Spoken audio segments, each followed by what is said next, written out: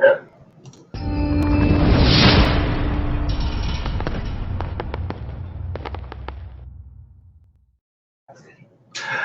everybody, and thanks for tuning in tonight. It's been a great few days. I took the weekend and stayed at the beach. I rented out an Airbnb just to kind of clear my thoughts and, get back in a balance and all that kind of stuff. And I jokingly put in the, comments here that, for a Pisces like me, it's, water does wonderful things, but it's very true. Water is very calming so that our mind can clear itself and we can get into balance. You have to think about the energy of the ocean. It's about flow. Things go out and they come back in, and they go out and they come back in. So it's just one of those things where it's very, very powerful. So I was thinking about a lot of stuff when it comes to emotional intelligence and how we balance ourselves in this current world. And part of the idea of one of the reasons why I did this is because I wanted to, get a plan for myself and, really just to create a direction for ourselves. And sometimes we just have to stop. I mean, some of you out there, especially this year, have been really having to face yourselves. And what do I want to do with my life going forward? Or some people had businesses and this year affected that in a great way. And, their business is no longer around. So some of you are asking yourself the question, well, what should I do next? And where is it I'm going to go with this? And so, right now is a good time. Some of you have families and you have children and you have jobs and everything else, to go take a couple days for yourself and really reflect on yourself. You don't have to go to the beach if you don't have a lot of money or something like that, but you can maybe spend the day, go out to the park, or go to a coffee shop for a few hours and spend some time just alone. We need this alone time for ourselves in order to be able to refocus, so to speak. If we're constantly around people getting stimulus, that we never get enough time to listen to what's going on inside of ourselves. And it's one of the things that I posted the other day is that we're all looking to have people listen to us, and nobody's really listening. And with that being said, are we ever really listening to ourselves? And so that's a hard one for people to really hear, because we feel like we are listening to ourselves, or we feel like we are paying attention. But the truth is we got our family, our friends, our loved ones, our job, and our bills, and our home, and everything else going on, and then the COVID-19 stuff that's going on, and all the chaos that's going on in the world right now.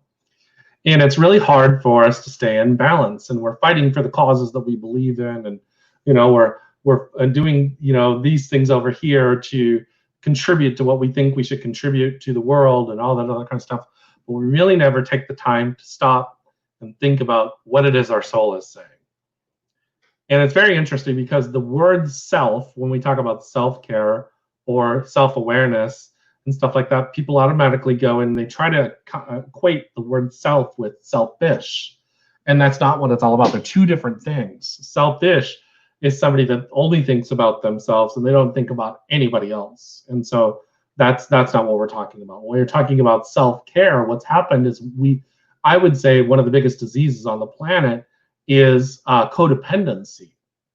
And why do I say that? Because we've all been programmed to give more of ourselves than we do to ourselves. But like the ocean, the ocean has to go out, the waves have to go out, and then they have to come back. And so you have to have that balance. The ocean teaches us about whatever goes out has to come back. Well, what's been happening is that we've been giving, but when it comes back, we are pushing back. We're not receiving, so to speak. And so that energy is really, we have to really think about that, because what's happening is we're not recharging ourselves. And so I posted another post that was talking about, people are always telling other people that they think they should wake up. And I don't think that statement is wrong. What I do think is that we should learn to wake up to ourselves first. Why do I say that?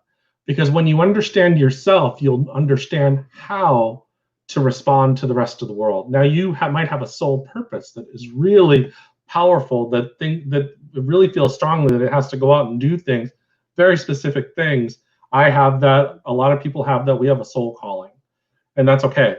You should follow your soul calling, because you should follow your soul purpose. Now, what I want to show you guys is an image here and it's talking about self-awareness. And this is really not, I have to blow this up a little bit. I know that that's probably very hard to read. So here, okay, that's a little better. Okay. So I've shown this before on live feeds, but I really want to touch on it again. Because when you talk about the self, the first stage of emotional intelligence, obviously, is to become self-aware of yourself. And to give to yourself, because you want to listen to yourself, find out your soul purpose, find out your authentic state, find out who you are authentically. And then the next stage of this is self-management. So self-management is sticking to the ideas or the values of that who you are, setting boundaries for yourself, putting yourself out there, speaking the truth, all those things out there, and speaking your truth when you know. So if you say, I'm going to start speaking truth, but I'm going to speak it with compassion, you self-regulate. Instead of reacting, you continually look at it, you're saying, and you realize through self-awareness that I always react to stimulus. In other words, I don't really think about it. I end up in these arguments, and it's really uncomfortable, and that's just not what I want to do with my life. So self-awareness tells you that, but it's not enough to be aware. You have to actually start regulating yourself. So you have to, regulating means that when something happens, when some kind of stimulus happens, or some kind of whatever happens, somebody says something and you want to do that immediate knee-jerk reaction. Self-regulation says, because I've already become self-aware of what it is that I respond, I constantly react to, so I've identified it. Now I have to regulate. And when I get into these conversations where I feel triggered, now I regulate and say, hold on a second. Let's think about what I want to say before I say it. Let's regulate myself first before I do that. So that's the second stage of emotional intelligence. The third stage is social awareness. And so this is empathy, really. This is the part of you that says, hey, not only am I self-aware, and not only do I start to think about, I've learned how to take care of myself and all that other kind of stuff, but now how do I engage with the society around me? You know, because we've learned how to speak our truth, right? And so now how do we speak our truth? So we've gotten this truth that's come to us, whatever that truth is, and then we want to scream it out to the world. We just want to share it with everybody. And we start hitting buttons. And that's okay. If you feel like you should be hitting buttons, that's fine. And through self-awareness and finding your soul purpose and all that other kind of stuff. But how do we get people to receive our message, so to speak? And so social awareness starts to say, you know, that really didn't work so much. And then you have to, you know, I want to start doing this, and this is how I want to start delivering my messages. So the next stage in this, through social awareness, is to what? Is to start self-regulating. So again, you go back and you say, as you start to deliver truth and you realize that's not the agreement that you made to yourself, then you start self-regulating stuff so you can start becoming not only socially aware, but then you start building into that relationship management. You start to develop the skills to be empathetic and stuff like that. And what does empathy mean? It means you're putting yourselves in the shoes of another person to understand where they're at. You know, even like the current, I'm calling it mask wars right now. And it's interesting because what do I mean by that? It means there's two very definitive ways of thinking about the mask that comes to the pandemic. And even as I'm saying this, there's somebody out there that's going to start reacting, and they're going to start thinking about that's because the reaction is their opinion and their paradigm and how they see the world. What is a paradigm? It's your mental map of how you see the world. It's your truth, so to speak. And so whatever truth that is, that's totally fine. It's your truth. Now, some people are going to say it's not fine because they have to do this and all that other kind of stuff. So what happens in social awareness is that you do something where you're understanding and empathetic of another person's perceptions and feelings. If that makes any sense. So instead of when the pandemic first started, I'd laugh at how people react because I've had a cough and a sneeze my entire life because of allergies. And at first it was just uncomfortable. And so I'd laugh. Why? Because laugh is a default of when I become uncomfortable. So I had to look at that. And then I thought to myself, yes, I can speak my truth about it, but where people are at in their fight or flight mode when it comes to the pandemic is that that for somebody that's really scared, laughing at them or telling my truth, it's not going to reach them, if that makes any sense. So respect of who they are and where they're at is social awareness, and saying that, I respect how you feel, and I respect that this is where you're at, and it's not, you're not anywhere less or more than I am, because there's parts where I'm very reactive. And so empathy comes in when you realize that if I was in your shoes, I might react the same way. So what ends up happening is people get stuck on the subject. So mass is the subject. And so, but the subject could be, I'm losing all my money. That could be a subject. And so, or the subject could be, I just lost my job. And that creates a story within you. And so there's a reaction that causes our fight or flight part of ourselves to have this response, so to speak. And social awareness says, hey, I am empathetic to what's going on with you. And empathy means I relate to you, and I'm going to do things to not enable. So what happens in this conversation is people feel like we're in an enabling mode. I'm just having some respect from where you're at and what's going on with you. And so we never know what story has going on with somebody. So I have one friend that one of the reasons why she's reacting the way she is to things, she has a mother-in-law that's immune system compromised, and she loves this person. So if they got sick, that would be devastating for her. So I'm using the pandemic as an example, because that's obviously what's on everybody's mind right now.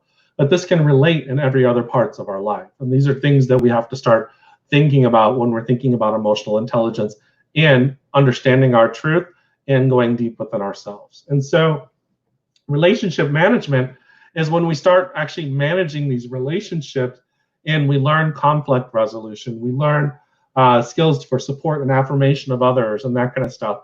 So it's when you say things and you can support, instead of saying, oh, you're really stupid, you need to wake up to this. That's not very empathetic. That's stating basically that your beliefs is higher than another person. And what ends up happening is that goes into what is called a parent-child relationship. And when you're in this parent-child relationship, what ends up happening is that the person will get defensive. Think about when your parent lectured you and you felt really small inside, and instead of, if they empowered you and said, hey, this is not this is what happened here, and how, by the way, they told you about there are consequences that come with the decision that you made and all that kind of stuff, and these are what the consequences are. And so what they started to do is they empowered you, because in a sense what they did is they started showing you that for everything that we do, there is a cause and effect. Everything we do, we have to be held accountable, whether it be good or bad. And so that's one thing that comes down to when we're regulating people or we're regulating ourselves, we hold ourselves accountable. And so that's what really people get caught up, because there's a lot of balance that we have to think about when we are interacting with people. And so what's happening in the world right now is everybody's really focused in on what they believe, as opposed to understanding other people. And so one of the reasons why I wanted to show this, and one of the reasons why I was talking about when when people scream, I wish people would wake up. It's totally fine. I get it. There's things going on in this world. However, what people don't understand is that what they think is awake, somebody else doesn't think is awake.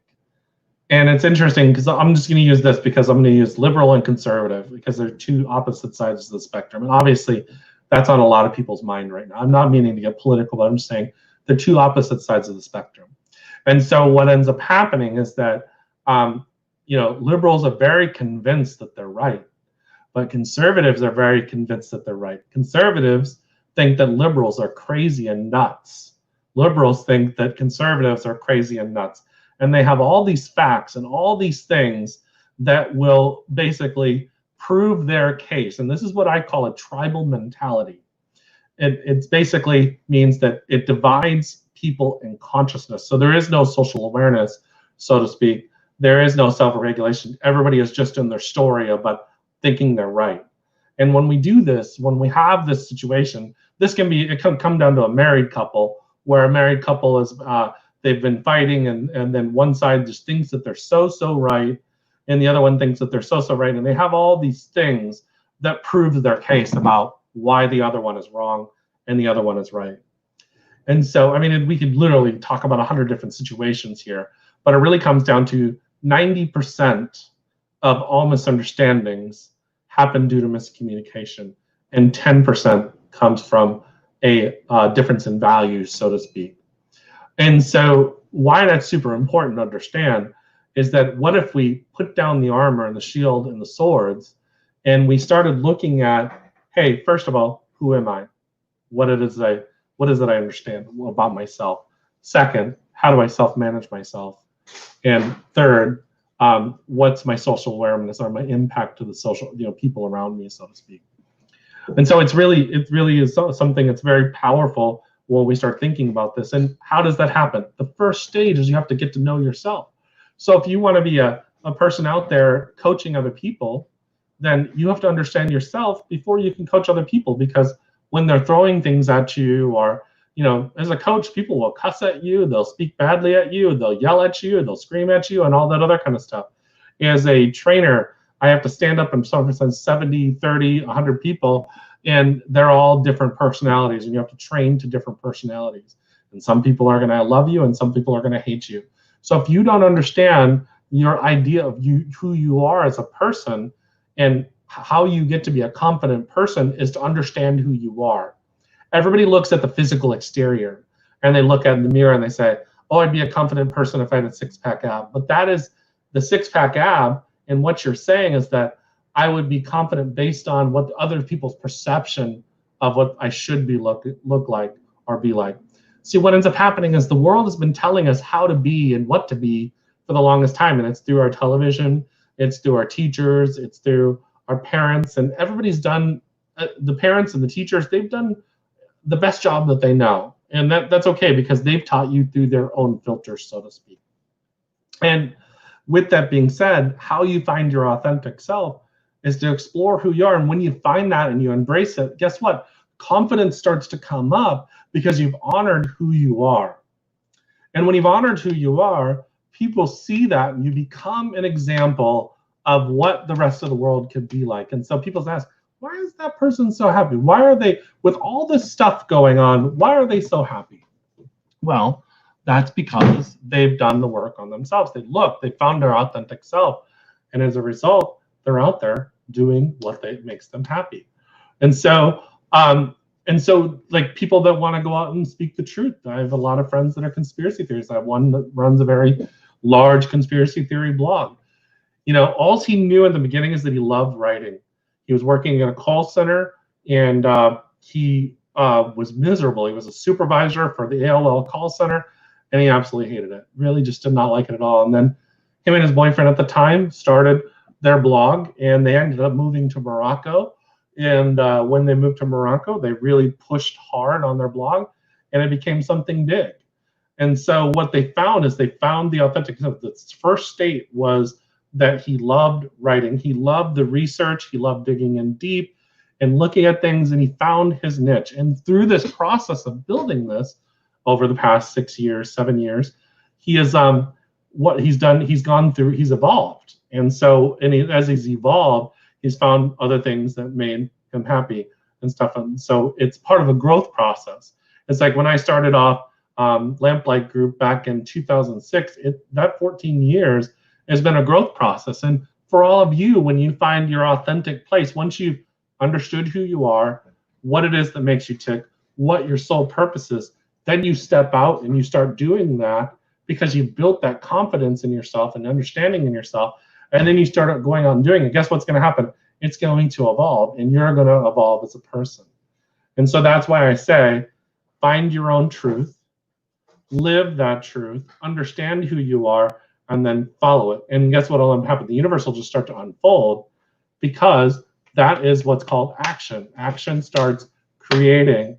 And I'm laughing because I'm slapping my hand against my hand, and my roommate just pointed out to me yesterday, when you slap your hand like that, it starts moving the energy, and I'm doing it here on the show. But what I want all of you guys to do is start exploring what makes you feel and lights you up. And when you do that, You're going to start seeing changes in the world. And guess what? Then people will start realizing who they are and that they don't need other people to tell them how to be. They don't need other people to tell them what they need to do to be successful, because all the answers are within you. You have to find them. And that's the work. That's the part that nobody wants to do. They want somebody else to give that to them. They were looking for a savior. They're looking for people to give them the information. And guess what? All the information is within you. And even like coaches and readers and all that other kind of stuff, you know, they can give you information, but the truth is that until you have the experience of finding it out for yourself, it's not going to be applied. You know, you might be start on it a little bit here and there, but you won't really hit it full force until you really start looking at yourself. So that's pretty much all I'm going to do tonight. But I'll be on Wednesday again, and then my friend Elias Petrus is on with me next Monday, and then my friend Emily, the Angel Coach Rivera, will be on the 10th of August with me. And so, as always, I always leave with this. If you go to my website, jeremymcdonald.net, which is in the description below, click on and enter in your email. It'll send you back a free downloadable CD for signing up for my subscription, for subscribing to my newsletter. And I'll also throw this out there to you. I do private sessions, and the link to my book is there as well. Peace, much love, everybody. I hope you guys have a wonderful week.